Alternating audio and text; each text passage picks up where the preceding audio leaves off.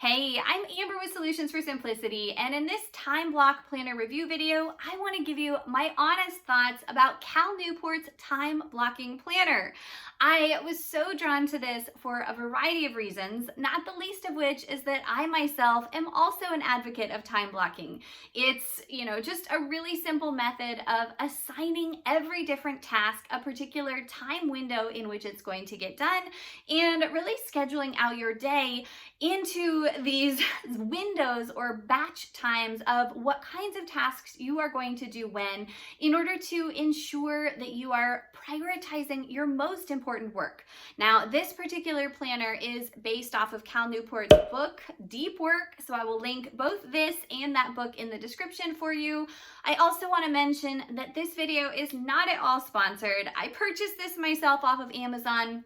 And I just want to run through why I think this is so great, as well as some things that I don't love as much about it, and help you make an informed decision as to whether it is good for you. Really quickly before we dive in, for those who don't know, this channel is all about helping you do more and stress less, specifically through planning, productivity, and purposeful living. So if that's something that you too are interested in, then definitely subscribe for weekly videos. But without further ado, let's dive in. All right, so here it is. You can see that it is this beautiful navy color with black geometric designs. The whole thing is roughly 7.5 by 9 inches, just a tiny bit larger, and it's 240 pages. So very lightweight, portable, but also really sturdy and durable. The quality of the pages is pretty impressive, and then the cover itself is more than durable. It's a kind of soft, flexible plastic. First things first, as you open it up, there is a whole section here where he really walks through how he developed his particular method of time blocking and all the things that it's helped him do. His story just really resonates with me because he's an academic, as am I, and he has really worked to try and prioritize work-life balance to take care of his young kids. So as a working mom of 4 young kids, I very much feel that pressure myself. The instructions at the beginning really talk about how to use the daily and the weekly pages that the planner contains. Each of the daily pages has a few different parts to them. The second-hand side, as you'll see, is the time block grid, which is ultimately where you do your time blocking. One thing that I love about this planner is that you get to customize the times that you fill out for yourself. One thing that I ultimately don't love as much, let me flip to a weekly page just so you can see, is that there are, I believe, only 11 of these individual hourly blocks. And I personally like to schedule out a little bit more of my early morning and my late night time because, again, a lot of the things I do outside of work are important for me to schedule in and block out time for. But if you're someone that is particularly concerned with blocking out tasks, say at work during your normal 8 to 9 hour workday, this could be perfect. So the way that you actually would complete the time block grid is by determining the amount of time that you want to spend on any of your various tasks. One thing that was confusing to me at first, but now makes a lot of sense and I think is actually really cool, is that each of the daily pages allows you to initially, in the first column, plan out how you want your ideal daily schedule to go. But then, as we all know, things come up and things don't always go according to plan. So you use the subsequent columns to revise or fix the schedule that you blocked out. So if things are taking longer, or you have new unexpected things come up, or you end up deviating, you adjust your time block plan and you just kind of cross off the first column, move to the second, if necessary, move to the third, and you can see how his example on this particular day did shift as new things came up. All right, he provides several pages of advanced time blocking tips. I think these are really helpful. They don't include nearly as many as I have personally learned the hard way in my time blocking experience. So if you're interested, again, check out the time blocking video that I recently made where I walk through several more things that I think are helpful to consider, but I'm definitely on board where he is emphasizing fixing your schedule, not abandoning it. Secondly, always giving things more time than you think they're going to take. This planning fallacy is something we are all notorious of, where we expect to be able to finish certain tasks in far less time than it actually takes. Third, and I really do appreciate this tip, is to make sure and block out specific time for email or texting or social media, because we all know that those are things we do or are tempted to do each day, but we don't want to let them distract us from the work we're trying to focus on. So if we have designated time blocks for those things, we will hopefully be much less likely to abandon the deep work that we are supposed to be doing, or even the small tasks that we need to focus on, and shift our attention to those distractions. Tip 4. Use conditional blocks to add flexibility to your schedule. This is very similar to what I talk about in terms of adding cushions or extra windows, where you just allot time for taking breaks, if something runs longer, transportation, something comes up, etc. Very, very helpful. So next up, as you can see, if we flip back to a daily page, there are 2 columns, one for tasks, one for ideas, as well as room to write daily metrics and mark shutdown complete. So he explains how to do all of that here on the next couple of pages. He previously mentions that this time blocking planner is meant to work in conjunction with whatever other to-do list organization systems and planners or calendar scheduling apps and programs or planners that you use. And so one other potential downside to this planner is that it is so heavily focused on the time block grid itself that you would rely on also having those other resources, and it's not, a complete all-in-one system, but that might be preferable for many people. He highly recommends that you keep track of some measure of success, however you define it, whether that is in terms of the amount of time you spend in deep work each day, or the number of, say, pages you write, or, whatever it is that applies to the kind of work you do.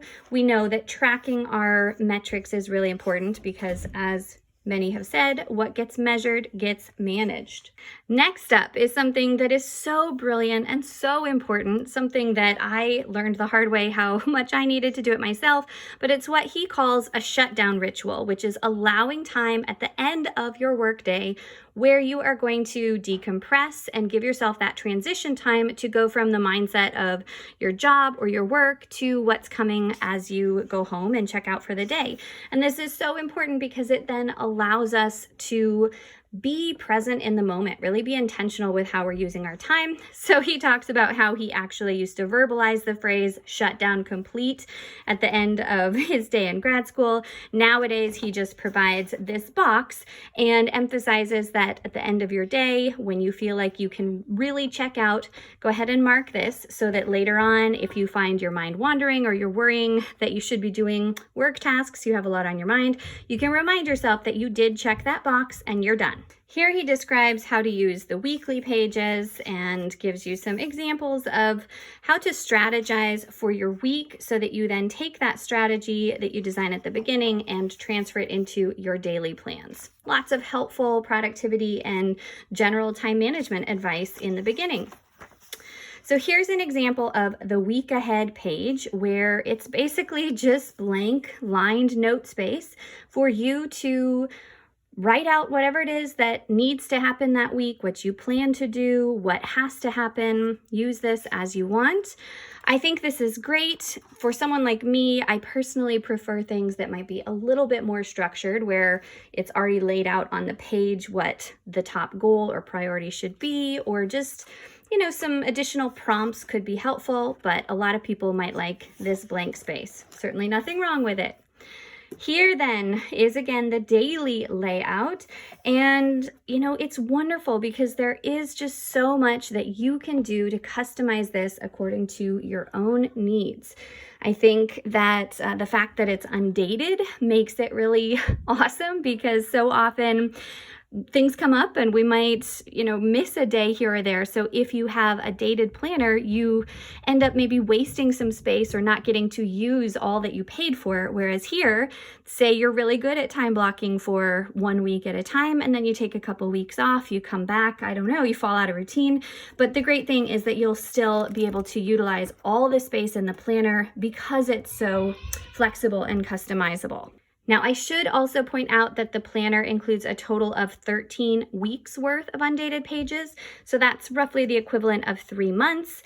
And then this clearly wouldn't last you the whole year, but it could be really good for planning out a quarter at a time or a big goal sprint or something like that.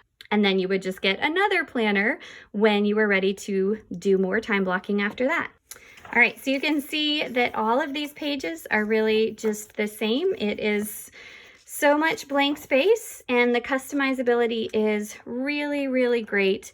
However, one thing that might deter some people is the fact that you, according to this time blocking method that he espouses, are sitting down and blocking out your time 1 day at a time. Some of us, and I guess increasingly, I try to block out my entire week at once because I just have a lot of moving pieces to my life, and I like to see that week at a glance layout that helps remind me what's coming and, other things that I need to be aware of so nothing slips through the cracks. At the same time, I can definitely see that the benefit of planning out and revising your schedule, your time block every single day is wonderful because it's then really about record keeping. It's showing how you are actually spending your time. And I'm also a really big proponent of time tracking, as I've previously mentioned in these videos. As we get to the end here, you will see that there is just a little bit of follow-up at the end to talk about reviewing the metrics that you were hopefully keeping track of, thinking of ways to make your time block schedule better in the future. Again, reviewing how you allocate your time or how much time you have been allotting to tasks. Is it enough, right? But overall, I think this is a really awesome resource, something that people who are new to time blocking would most definitely get value out of, and also something that even time blocking pros could take up a notch by really customizing to their personal liking. All right, so there you have it. The Time Block Planner is really, really helpful. It can be an amazing resource for you to increase your productivity and at least to just be aware of what you are attempting when, how that impacts your ability to get things done, and how day after day you want to strive to be consistent in doing certain tasks at certain times so that they become routine. I hope you will find this as helpful as I have, but again, I'm just a big advocate for time blocking in general. Remember, you can snag my own PDF time block template from the description if you don't have a lot of money to spend on this planner, but I think you'll find this a really, really invaluable resource, and I'd highly recommend that you check it out. Thank you so much for watching. Let me know if you have any questions or if you have any other recommendations that I should check out. Give this video a thumbs up. Please subscribe for weekly videos and then dive straight into these other ones to get more of my top planning and productivity tips. I'll see you later. Have a great day.